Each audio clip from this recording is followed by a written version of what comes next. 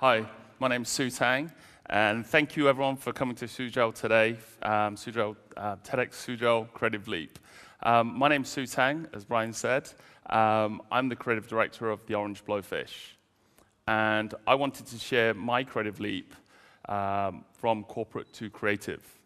So over the last, first of all, it really is an honor to be here talking about creativity.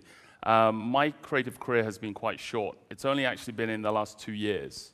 But in the last 2 years, I've completed over 1,000 personal projects, which includes pop-up art, that's already popped up on screen, sculptures, street art, and I even wrote and illustrated several children's books.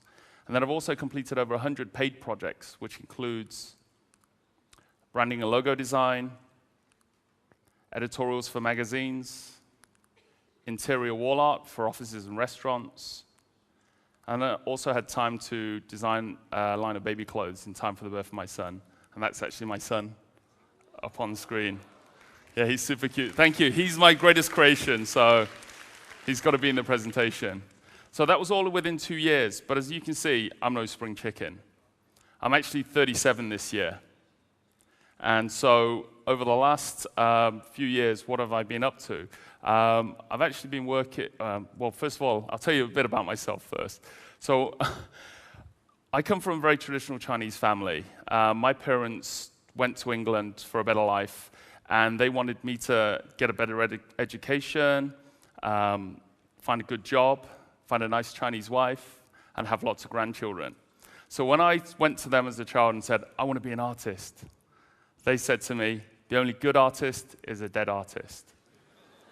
I know, it seems pretty harsh, but they didn't mean it in that way. They didn't mean kill all the artists, no. What they meant was that in their view of what a great artist was, it was the likes of Michelangelo, Da Vinci, Van Gogh, and these great artists died long before their artwork became truly famous. So they didn't want me to suffer the life of a struggling artist. So they said to me, let's be realistic.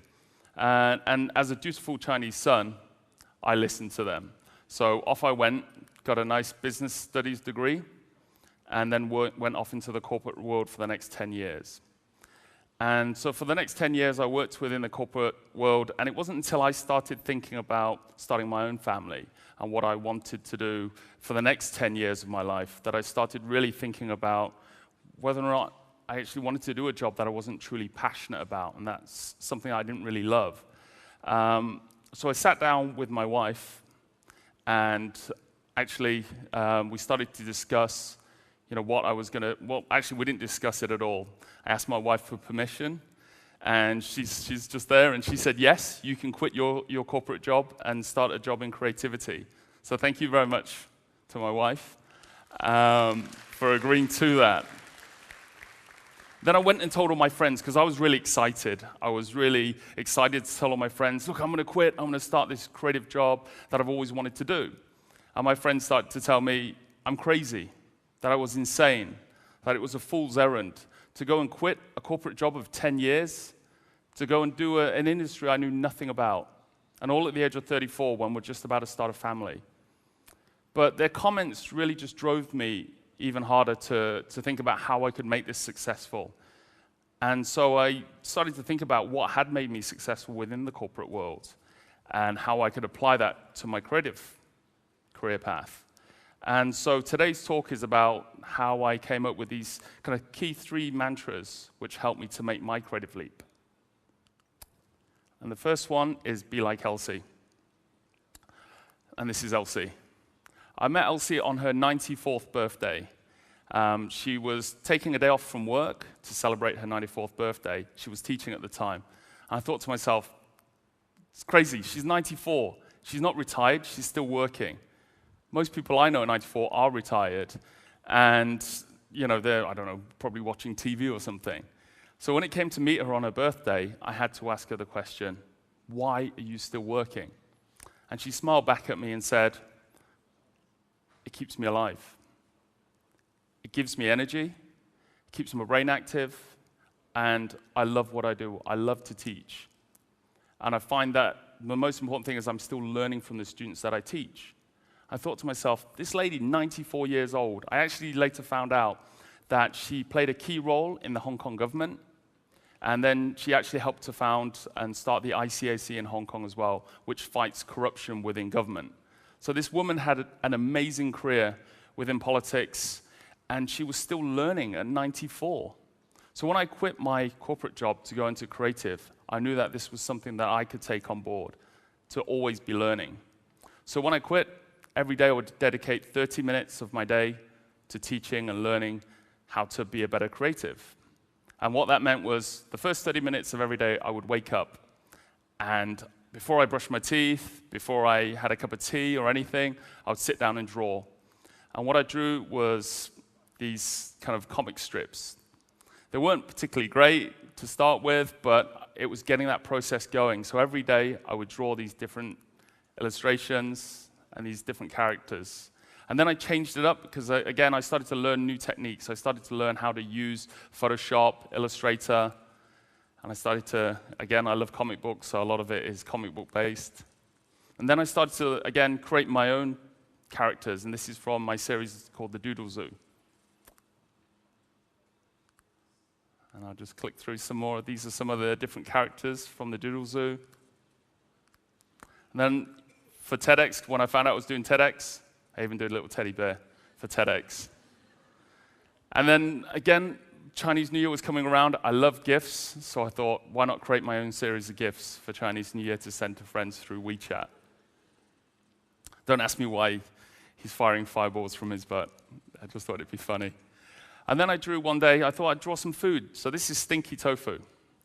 And Stinky, I put him on WeChat, as I always do every day, and one of my friends asked me, what's Stinky about? So I started coming up with this story. Stinky actually lives on this street food stall in China somewhere, and he's super stinky. He's the stinkiest tofu out there, and he's always trying to make new friends. So, he gets into all these crazy adventures, and she loved the story. And this particular friend actually works for an animation studio. She actually runs it.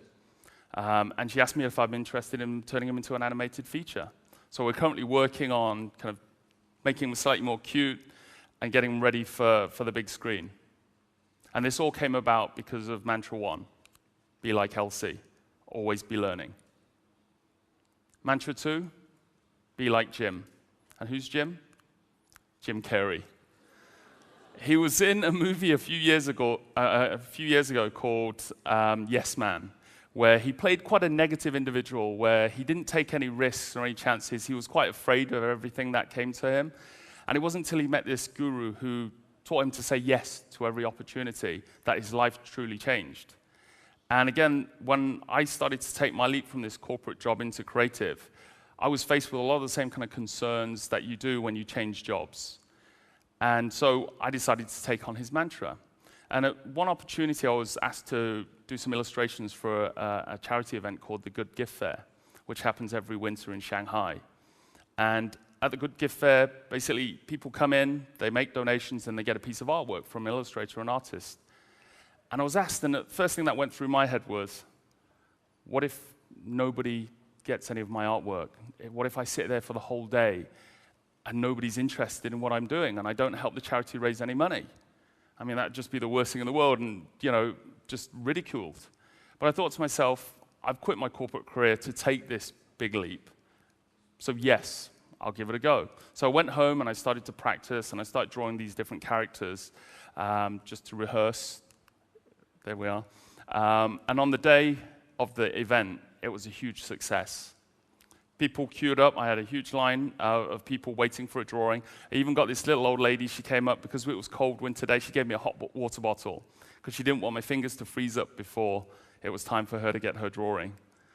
And after the event, the organizer asked me, would I be interested to meet up for a coffee? I thought, yes, why not? And then he asked me if I'd be interested to do some more illustrations for another auction with some books. I thought, yeah, why not? And then he asked me, would I be interested to design baby clothes? And actually, my wife was pregnant. So the answer was yes. And the rest is history. I designed my first line of baby clothes in time for the birth of my son, who's the model there. And I had so much fun with the designs, I actually wrote a children's book to go along with it. And when she asked me again this year, would I be interested to design baby clothes for her? Do you know what the answer is? Thank you, yes. And this all came about because of mantra 2, be like Jim and say yes. Mantra 3, probably the most important mantra of all, is be like Sue. And that's me. When I first started off in corporate, I was quite arrogant. I thought with my charm, a nice suit, on with some business cards, I could take over the world. So I went to my first business meeting with that mindset. On with these 3 things, I sat down in the meeting, I thought, they're going to love me.